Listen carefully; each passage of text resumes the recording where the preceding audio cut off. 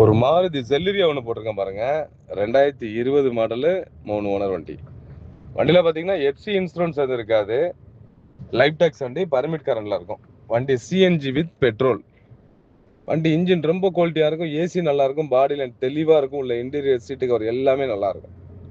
வண்டி பார்க்கணும்னா தாம்பரம் முடிச்சூரில் வண்டி பார்க்கணும். வண்டி இருக்கிற கண்டிஷனை அப்படியே வண்டியை கொடுத்துடலாம். 2,65,000 வண்டி கொடுத்துடலாம்.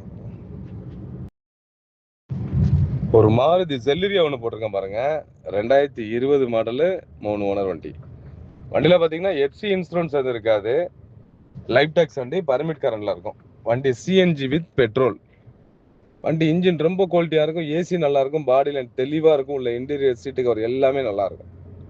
வண்டி பார்க்கணும்னா தாம்பரம் முடிச்சூரில் வண்டி பார்க்கணும். வண்டி இருக்கிற கண்டிஷனை அப்படியே வண்டியை கொடுத்துடலாம். 2,65,000 வண்டி கொடுத்துடலாம்.